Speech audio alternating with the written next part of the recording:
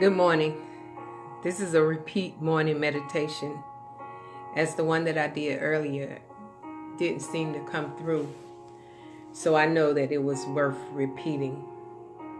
So this morning I want you to focus on our subject, which is why.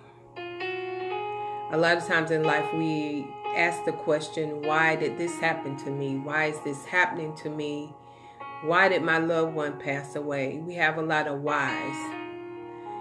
And a lot of times we ask the question, but we never allow time of meditation for God to release the answer to our question. And so what we do is we wrestle with different things that have occurred in our lives. And today, on a special day when family is together, we kind of begin to miss our loved ones who have passed on. And more than celebrating, we begin to feel sad or in a certain type of way, excuse me, or in a certain mood. But this morning, I want you to meditate on the why. Why did this happen to me? Why is my mother not here? Why is my father not here? Why is my brother not here? And I've had a lot of experience with asking God why because of my journey. And when your journey is a journey that you face a lot of obstacles, then you become conscious of your purpose, your destiny, the reason why you exist, and how every time an obstacle comes up, somehow God always provides a way of escape.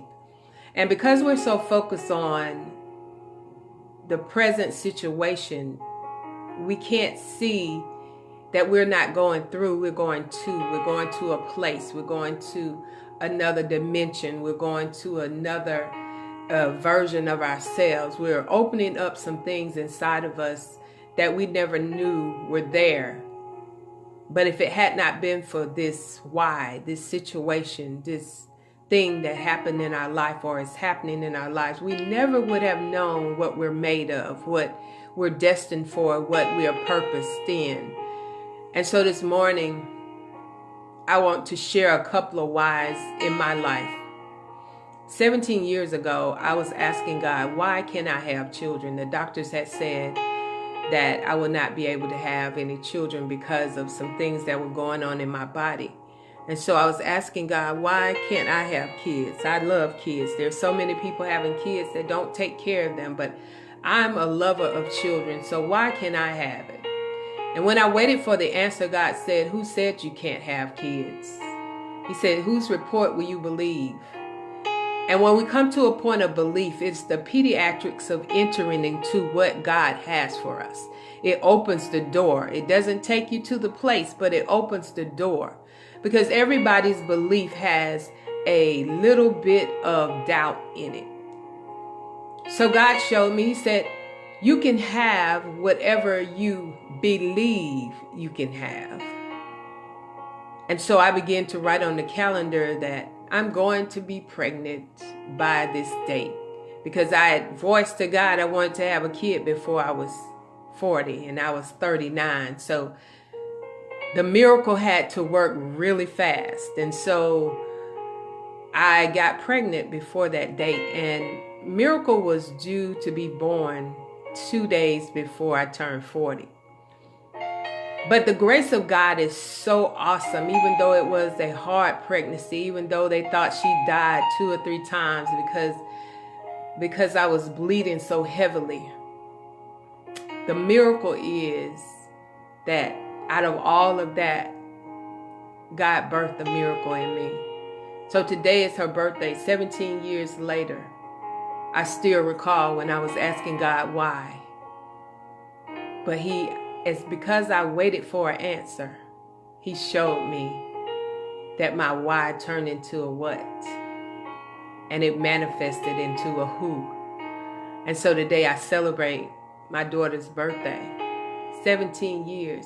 If God did it 17 years ago, He can do it again. And then last year, December the 6th, I asked God another why when my brother Rodney was killed in a car accident And he was at the top of his life, and he was flourishing, and he was a good man, and he was an honest man. He was a God man. Why did he have to leave in the middle of the top of his, what we call game, at the top of his purpose? But when I meditated long enough, God said to me, Rodney completed his purpose. Therefore, his assignment was finished here. And just like I was on the cross and I say it is finished, it was finished for Rodney, but his legacy still lives. And so that's for you all that are listening, that are dealing with loved ones that have passed on, and their purpose was complete.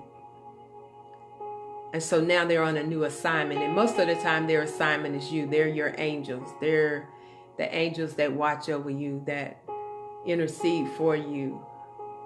And so this morning's meditation, if you have a why in your life, if you're asking yourself, why am I in this predicament? Why am I feeling like this? Why is my life going like this? Make sure you meditate and listen for the answer, because God will always, He will always give you an answer. It might not be the answer you're wanting to hear, but He will always answer you, because He's that kind of God. He's that loving, caring, arms around you, holding you, protecting you, making a way for you on a moment-to-moment basis. So on this Thanksgiving morning, as you begin to come in with your family and you begin to eat and celebrate and laugh, make sure that everyone in your circle today and your family, you walk up to them and look them in the eyes and say, I love you. Don't just assume they know. Why don't you tell them? Because last year this time, when I saw Rodney, I had no idea that was my last time that I would see him. 2 weeks later, he had taken his wings. And so today, I give honor to my Savior, and I love my God with everything in me. This is a memorial to Rodney Massey, my brother. I celebrate his life, his legacy, his children, his wife, his brothers, and me, his sister. And I dedicate this to my miracle, 17 today. So today is the day that God has given you. Let's take each moment and love those that are in our presence and let them know that we do. Well, this is Michelle, and I am your motivator. Remember, you've been created by the Creator to be creative. So start creating and stop duplicating. My prayer for your day is that you touch everyone you love and let them know that you love them. May God keep you, is my prayer.